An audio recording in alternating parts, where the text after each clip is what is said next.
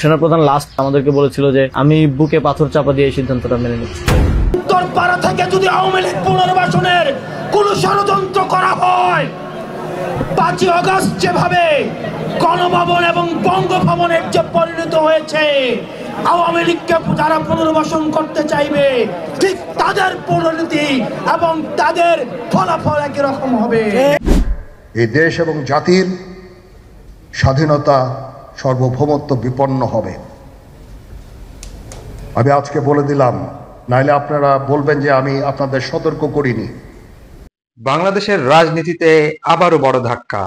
ক্ষমতাচ্যুত আওয়ামী লীগ কি আবার ফিরে আসছে? ক্যান্টনমেন্টের ভিতরেই কি চলছে আওয়ামী লীগের পুনর্বাসনের ষড়যন্ত্র? জাতীয় নাগরিক পার্টির নেতা হাসনাত আব্দুল্লাহর সাম্প্রতিক ফেসবুক পোস্টে সরাসরি অভিযোগ, রিফাইন্ড আওয়ামী লীগ নামে নতুন রাজনৈতিক ট্যাবলেট তৈরি হচ্ছে। কিন্তু এর নেপথ্যে কারা? কেন এই পরিকল্পনা? আর এতে বাংলাদেশের রাজনীতি কোন দিকে যাচ্ছে?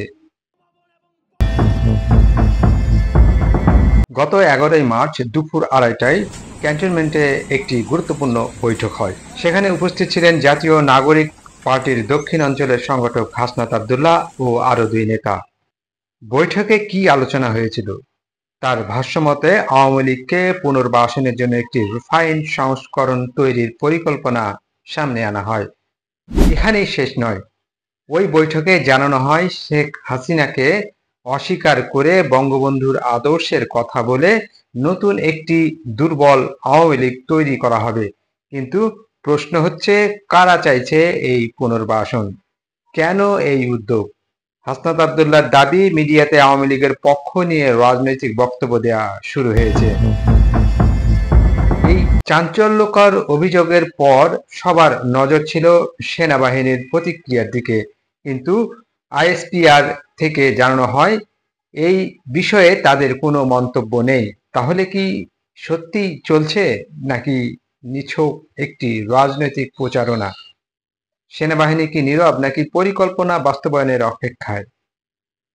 বিশ্লেষকরা বলছেন সেনাবাহিনীর নীরবতা অনেক কিছুই ইঙ্গিত করে। কারণ অতীতেও দেখা গেছে রাজনৈতিক সংকট নিরসনে বিভিন্ন শক্তি সক্রিয় ভূমিকা পালন করছে। তাহলে কি এবারও এমন কিছু ঘটনা ঘটতে চলছে?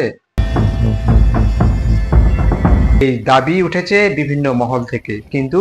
কিন্তু ফেব্রুয়ারিতে শেখ হাসিনা যখন ডিজিটাল মাধ্যমে সক্রিয় হন, তখন এই দাবি আরো জোরালো হয়। কেন এখন এই ইস্যু আবার সামনে আসছে? এদিকে বিএনপির নেতারা বলছেন আওয়ামী লীগ থাকবে কি থাকবে না এটা ঠিক করবে জনগণ। কিন্তু অন্তর্বর্তী সরকারের পক্ষ থেকে বলা হয়েছে কোনো দল নিষিদ্ধ হবে না, তবে যারা অপরাধ করেছে তাদের বিচার হবে। তাহলে কি আওয়ামী লীগের বিচার হবে, কিন্তু রাজনীতিতে তাদের কিছুটা জায়গা দেওয়া হবে? কিন্তু বড় প্রশ্ন হচ্ছে, বাংলাদেশের ক্যান্টনমেন্ট কি রাজনৈতিক পুনর্বাসনের মঞ্চ হয়ে উঠেছে?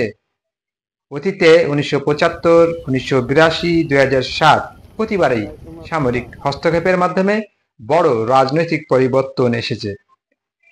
তাহলে কি 2025 সালেও ইতিহাস কি আবারও পুনরাবৃত্তি হতে যাচ্ছে? বিশ্ববাসী বাংলাদেশের বর্তমান রাজনৈতিক পরিস্থিতির দিকে নজর রাখছে, বিশেষ করে ভারত, যুক্তরাষ্ট্র, পাকিস্তান এবং চীন। ভারত কি চাইছে আওয়ামী লীগ টিকে থাকুক, নাকি তারা চায় নতুন বিকল্প? বাংলাদেশের রাজনীতি কি আবারও পুরনো পথে ফিরছে নাকি নতুন কিছুর দিকে এগোচ্ছে? হাসনাত আব্দুল্লাহর এই অভিযোগ কি সত্য? বাংলাদেশের রাজনীতি কি আবারও পুরনো পথে ফিরছে নাকি নতুন কিছুর দিকে এগোচ্ছে? হাসনাত আব্দুল্লাহর এই অভিযোগ কি সত্য নাকি এটি একটি রাজনৈতিক চক্রান্ত? আপনার মতামত কমেন্টে জানাবেন। ধন্যবাদ।